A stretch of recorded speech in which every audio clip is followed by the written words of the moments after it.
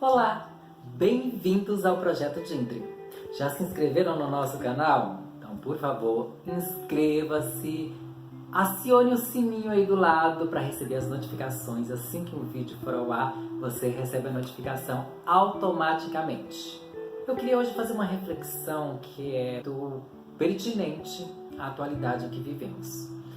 Vocês têm noção de quantos LGBTs hoje foram simplesmente agredidos verbalmente, fisicamente, foram assassinados pelo simples fato de terem a sua orientação sexual não condizente com o que a maioria da nossa sociedade acha que é normal? Hoje o Projeto Gindri vai fazer um mergulho e eu vou vou escancarar o meu closet para contar um pouquinho da minha história de vida e o quanto a Gindri, essa personagem que vos fala, foi e é tão importante para minha evolução como ser humano. Fiquem ligadinhos que o programa hoje está imperdível.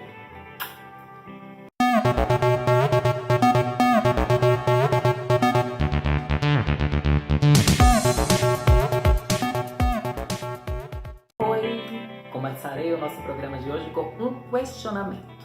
Você sabe o que é LGBTfobia? Fobia é todo tipo de ódio, de aversão que temos de alguma coisa. A LGBTfobia é o ódio, é a aversão que o ser humano tem dos LGBTs, no caso, lésbicas, gays, bissexuais, travestis, transexuais e intersexos. Então, é um ódio tão exacerbado que chega às vias de fato, levando muitas pessoas à morte. E eu queria agora compartilhar um pouquinho da minha história de vida para vocês entenderem mais ou menos isso e não acharem que todo LGBT se vitimiza por ser LGBT. Eu sou lá do interior das Minas Gerais, filho único, criado pela minha mãe. E aí a minha história começa de uma forma um tanto quanto diferente, porque assim, o meu pai era o pároco da cidade. Imagine como que não foi para minha mãe naquela época lidar com essa situação. Então eu já nasci em meio a toda essa turbulência e até então eu não sabia o que era um bullying. Então assim, na minha infância, tempos atrás, não vamos entregar a idade aqui agora, você não tinha noção do que era bullying. As pessoas brincavam com os outros, as pessoas xingavam os outros e aquilo ficava por si mesmo, não tinha punição, não tinha nada. Você ia na escolinha, sofria tipo de preconceitos e os professores não faziam nada. Tem uma frase muito importante de um militante que eu admiro, que eu sou fã de carteirinha, que é o Beto de Jesus, e ele fala o seguinte: se você está numa sala de aula, acontece algum tipo de preconceito, seja ele racial, seja ele religioso, seja ele sexual, e o professor não para a sua aula para fazer com que as pessoas tomem conhecimento do que está acontecendo, a aula não valeu de nada. Minha infância foi mais ou menos dessa forma. Eu, por ser filho de padre, todos na cidade me apontavam, me chamavam de filho de padre e tudo mais tal. Quando eu comecei a lidar com aquilo de uma forma um tanto quanto natural, sem me sentir agredido, passar por algum tipo de sofrimento, aí veio a segunda forma de agressão a mim. Então eles viam que não me ofendiam mais. Minha mãe me blindou de uma certa forma, que ela me super protegia e tudo mais. Aí eles começaram a me chamar de mulherzinha na rua. Vocês já pararam para pensar que toda forma de agressão é o feminino que é agredido? Se a menina joga bem futebol, ela joga como homem. Se o jogador ele não joga bem, ele estava jogando de salto alto. Já ouvi muitas vezes, quando eu vou fazer algum trabalho de drag e tudo mais, que a pessoa fala: nossa, tem que ser muito macho para estar em cima de um salto alto. Não, você tem que ser muita mulher para ser em cima de um salto alto, porque a mulher, ela é ultrajada, ela é subjugada, ela é inferiorizada e ela consegue dar a volta por cima, ela consegue mostrar o seu trabalho, mesmo ganhando menos do que os homens, mesmo não tendo o mesmo destaque do que muitos homens têm, ela consegue se sobressair na sociedade. Então, as pessoas geralmente utilizam termos femininos para inferiorizar os outros. Então, essa foi a forma que eles acharam de me inferiorizar, chamando de mulherzinha. Aí eu falo aqui a importância da militância e do quanto ter referências positivas na sua vida é importante para a sua aceitação como ser humano, independente da sua orientação sexual, independente do... Eu não tinha referência nenhuma, eu não sabia o que era ser um homossexual. Eu não tinha alguém que me explicasse aquilo, porque na minha cidade era tão pequena que você não tinha como conversar sobre isso com alguém. Eu sentia coisas diferentes dentro de mim, eu sentia que eu era diferente porque a sociedade me agredia por eu ser diferente, e isso foi mexendo comigo de uma tal forma que, como católico praticante, eu tive que tomar uma decisão. Eu falei, meu Deus do céu, eu vou aos pés do santo, que minha devoção, Santo Antônio, escrevi um bilhetinho e falei, Santo Antônio, eu não quero que esses sentimentos que eu estou sentindo, que eu não entendo quais são, se aflorem dentro de mim. Eu queria um milagre nessa hora. Apelei para o sagrado para ver o que poderia acontecer com a minha vida. Foi criando essa bola de neve e mexeu muito com a minha autoestima.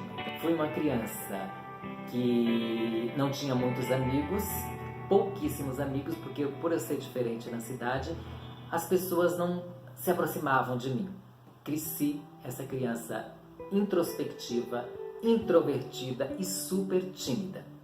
E o bullying na infância deixa marcas tão fortes que refletem toda a sua vida. Eu lembro muito bem de um episódio que aconteceu comigo, que as pessoas na escola mexiam muito comigo, me xingavam, chamavam de mulherzinha, chamavam de viadinho.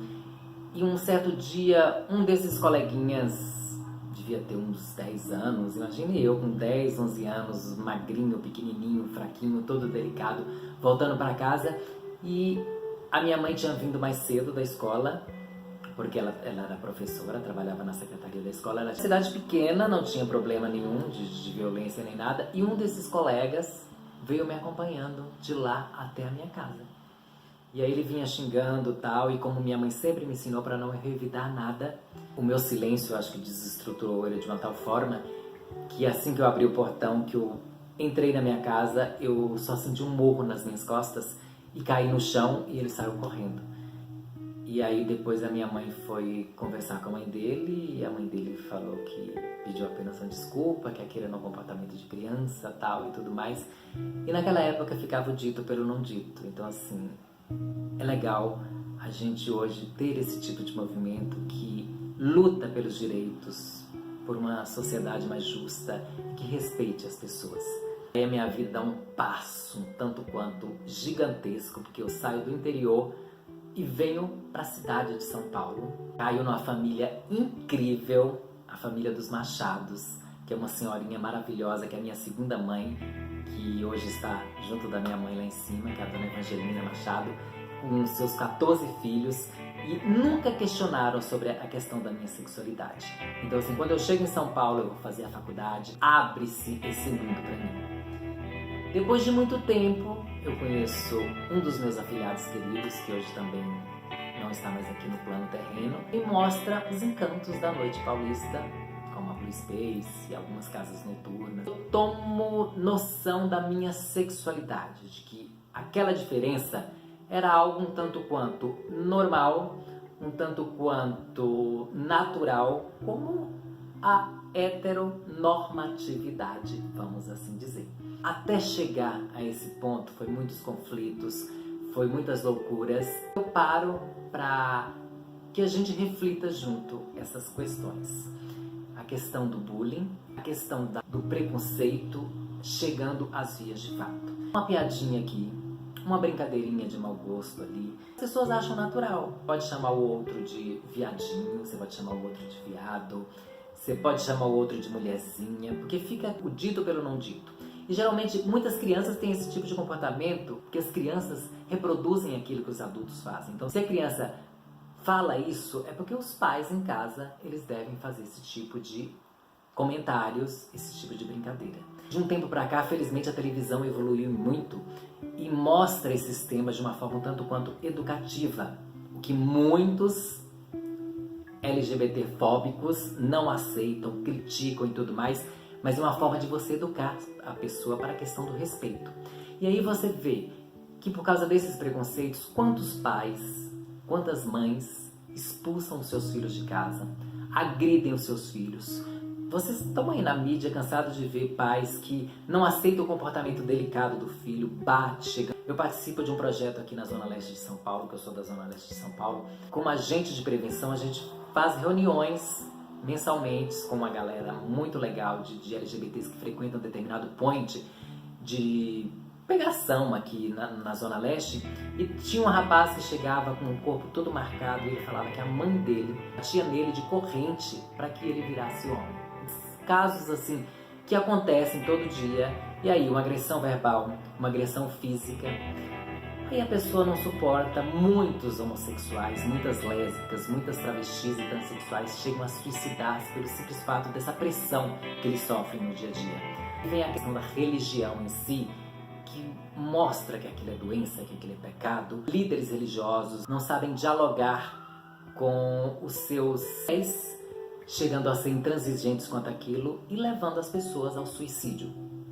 Conheço casos de pessoas também que foram mortas pelo simples fato de serem LGBTs. E eu pergunto para vocês, que sociedade que a gente quer? A gente luta por respeito, a gente luta por direitos, mas você vê que o respeito é apenas para quem tem mais dinheiro, quem tem mais escolaridade, e quem é o hétero branco da sociedade que todo mundo respeita.